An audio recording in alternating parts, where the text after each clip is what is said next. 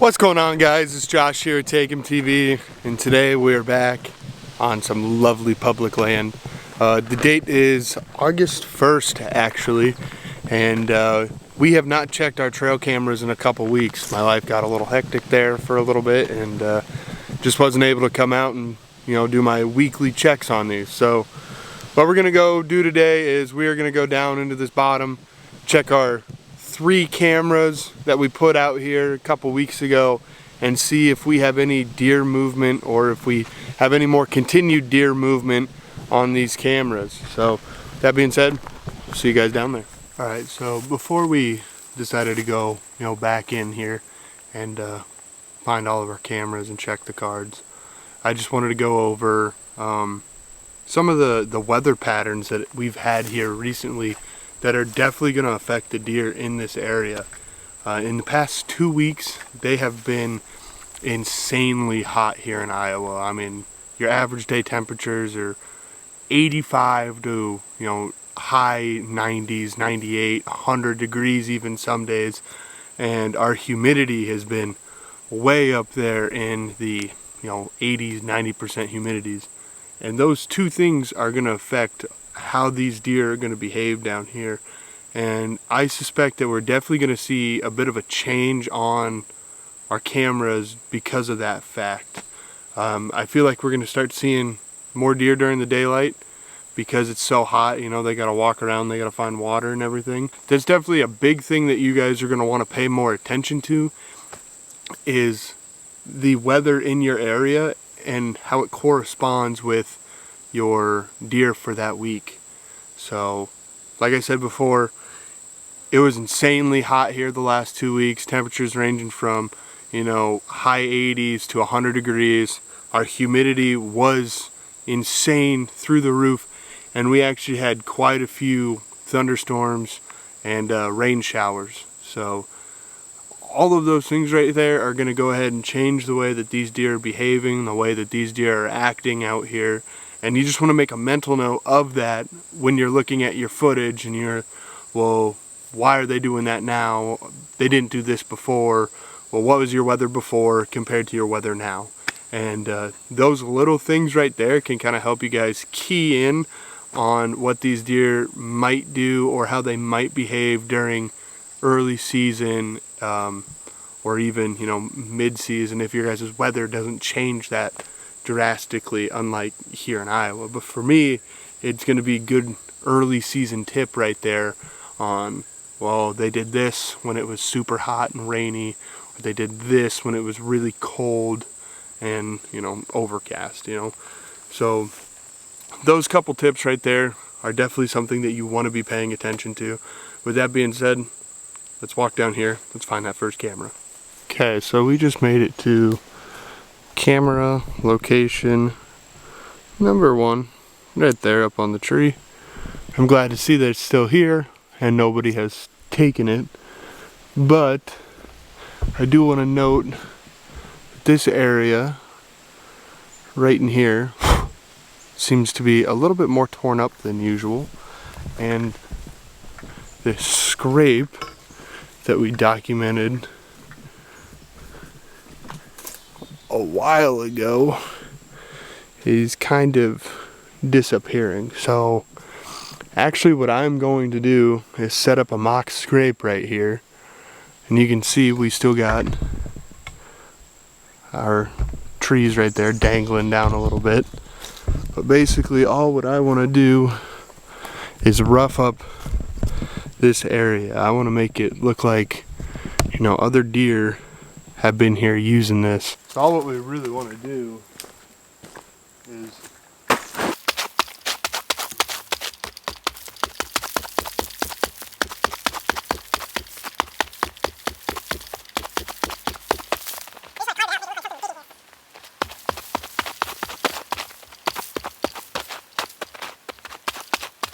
now with this right here, a lot of guys where a lot of companies sell stuff that you can squirt in there, basically attractant.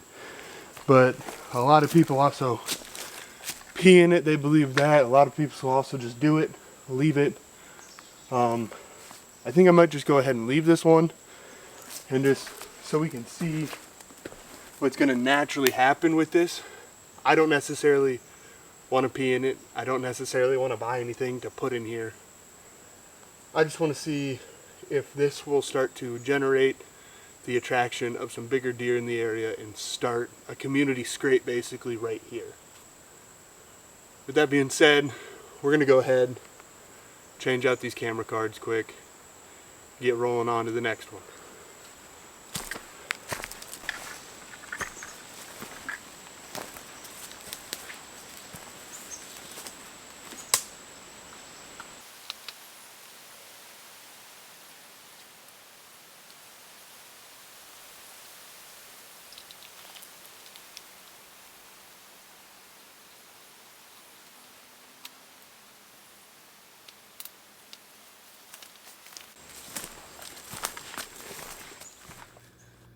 Alright guys, so this is going to be the footage off of that camera that we just changed out right there. I've already gone ahead, I've looked through all of these photos, and unfortunately we do not have any bucks on this specific camera, but that's not to say that it didn't capture information that was important to me. So throughout 90% of the photos on here, it's does, it's big mature does is kind of what it looks like, and a lot of them do have fawns with them, as you guys can tell right there. That means two things for me, you know. One, this is probably like the growing up area, as weird as that sounds. You know, the nursery area, the does feel comfortable leaving their fawns kind of in this area, and it makes them feel protected, which it is pretty thick down there right behind the camera, so I could definitely see how that would become a factor. And two, that also means, in my opinion, that there's a lot of good cover down here. They can hide their young, they can hide their fawns, you know, and they're not scared that, you know, a predator's going to come down there and grab them. But right there we do have a turkey with one of these does right there. But overall, you know, not capturing any bucks on this camera, yeah, it's a bummer, but I also, you know, really do like seeing all these does in the area, because if this is an area that the does like to hang out, then come season, come the rut, you know, the bucks are going to start pushing into this area. The bucks are going to want to be with the does, as long as, you know, they stay in this area. But as long as they stay comfortable and they, you know, they're continuing getting food and everything, I can really see that this area is going to provide a big buck or even a couple big deer, you know, come the rut this year. Alright, so we just finished putting the card in that first one right there. Now we're moving on to the second one. One thing I do want to notice is it's a 87-degree day, I think, when I walked out of my truck. I think that's what the temperature was. But down here in this bottom that I'm in, it really feels like it's 60 degrees. Like, it's really cool down here, and I can understand why the deer are hanging down in this area right now instead of up top on the ridge, basically. But I guess what I'm trying to say is thermals, paying attention to your hot zones, your cold zones. Like, it was a while back there, but it literally just felt like I walked into an AC'd room. Like, I got a breeze coming through here. It's nice and cool, you know, I'm not sweating really. And these are areas that are going to attract your bigger deer to hang out, you know, less stress on them. They're cooler. There's, you know, there's abundant of food. I mean, there's acorn trees everywhere, oak trees everywhere. Right over here, like literally right over here, we have a river, and the trail heads off back up that ways, you know, a little bit more. So I can completely understand why I consistently saw bigger deer down here last year, and I can completely understand why they want to hang down around this area. Earlier in the year, there was no way that I could tell this, and now that you know, we're 2 months away from season opener, like I can really understand why these deer like sticking down here in this area. So that's another mental note that I want to go ahead and make to myself. And it's also a mental note that you guys should make when you guys are out here scouting your areas and, you know, setting your trail cameras and everything, is pay attention to if it feels cooler, if it feels more like moist in the air, if it feels drier, all those kinds of things. And definitely start making notes of where there's water, where there's not water, where there's food and where there's not food, because that's going to be where your deer are hanging out. It's going to be where your big bucks are hanging out. It's going to be where your big does are hanging out, you know. It's just another small thing really to pay attention to. So, hey guys, sorry to interrupt today's video, but I just wanted to come here and say thank you all for the support, and thank you all for the feedback on the merchandise, on the stickers that I was talking about a couple weeks ago. But they are finally live, so I'll have a picture, you know, right here. If you guys are interested in these, what I need you guys to do is head on over to my Instagram account. I'll have it linked down here in the description below, so that way you guys can find it pretty easy. But just go there, shoot me a message. Since I don't have a store set up or anything yet, this is going to be the easiest way for me to ship them to you guys. If you guys just message me, you know, we can talk back and forth, trade out information and everything, and I can get them shipped on your way. They are going to be $10 per sticker, free shipping. I'll cover that for you guys. But if you guys are interested, you know, please, this is the only way that you guys can support me right now, really. And I appreciate all the support so far. But if you guys want to help me, you know, buy some new gear, buy some new, basically new camera equipment for this upcoming season, go ahead, hit me up. Like I said, free shipping, and they are $10 a piece. So with that being said, please don't forget to like, comment, and subscribe on this video.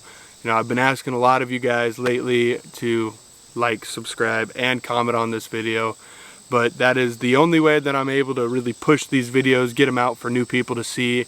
Like, honestly, I really appreciate everything you guys have done for me, and if you guys could just do these couple little things for me, it would mean the world to me, honestly. Share it with everybody you know. If your buddy needs to watch a new YouTube channel, if you guys like the content, you know, just hit that subscribe button. It's free. Hit the like button. That helps me out tremendously. And talk to me down in the comments. I love talking to you guys back and forth about pretty much anything hunting related. So I just wanted to say thank you again, and don't forget to buy your stickers here. Go ahead, check this camera, throw a new card in. We're good.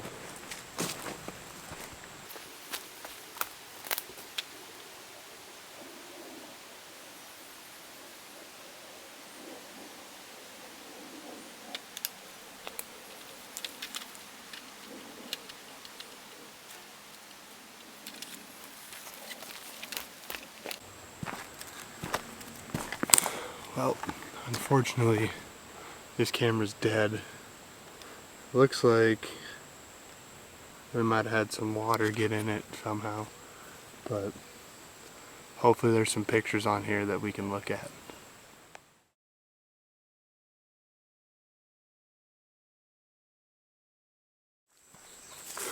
Alright, so we just made it to the third and final camera. Right up there. Right there. So go ahead, get the card changed out. Hopefully this one's alright. And then we're going to go ahead, head back to the house. And from there we're going to go review the footage. If you guys remember from the last episode when I was out here, this is the one that had the people walking by it holding an AK and a 12 gauge. The only thing that I can think of is that maybe they were coyote hunting, but they're here in like the middle of the day, so it's just a little weird. But go ahead, change this card out, and we'll look at this footage.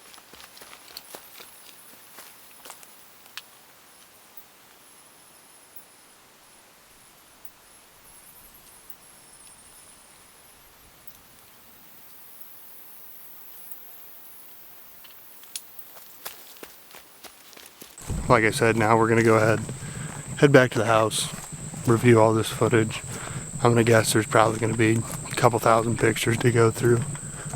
So with using these cheaper cameras like the Muddies and everything, they pick up on a lot of wind noise, like branches shaking and shit. So I'm sure a lot of it's gonna be that, but I'm sure there's gonna be quite a few pictures and videos of some pretty decent deer as well. So head on back to the house, review, and I'll see you guys there. All right, so this is going to be the third and final camera. I'm gonna let you know this is gonna be a little bit of a longer clip just because of, you know, how much footage there was to go through this one. But a lot of it is, you know, there, as you guys could see, it's a lot of other people, a lot of horseback riders. But with that being said, there is some interesting stuff that we do capture on this camera. And overall, it was some interesting footage to go through, quite honestly. There were a ton of horseback riders, as you can tell. But I think one of the more interesting things is the fact that we have the same hunters that we captured in the last video. They're going to come back here in just a second. But we also do have quite a few does with their fawns, honestly. And here's our favorite pair, you know. Still have no idea what they're doing down there. I mean, she using like a home defense style shotgun, so I'm super confused. It looks like they don't shoot anything at all ever. It's not turkey season anymore. I don't know. But more and more people coming out of this bottom, or going into the bottom, honestly. But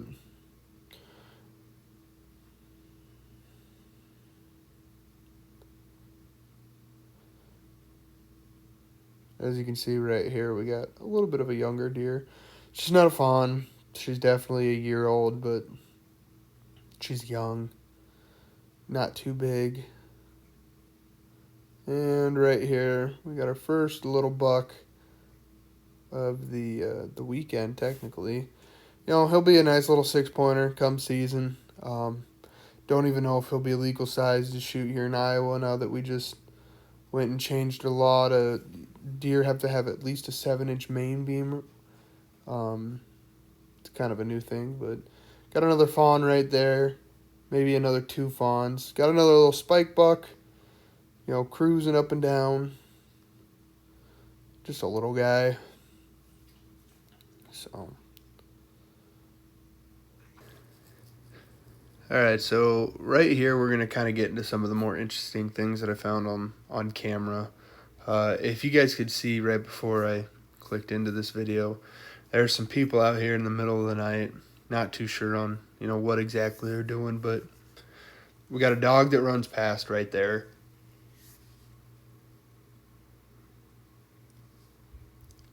And here in this next video clip, we got a pair of guys who look like they are coon hunting, but I'm still not too sure on what exactly they are doing because neither of them have guns, and they're wearing these kind of like weird little safety vests with hard hats and big old lights on them. But this guy right here in front of us, he's got a thermal, like a handheld thermal, and he's looking up in this tree trying to find something, I guess, but he's got some kind of collar or GPS device in his hand as well.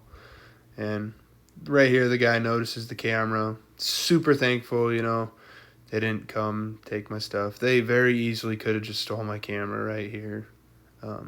But this guy's going to wave, be nice, and looks like they're going on their way. Didn't see him on any more of my cameras, so not too sure what was going on. But right here we got 2 fawns coming up out of this bottom, and their mama doe is coming right there. So, you know, they're just moving along.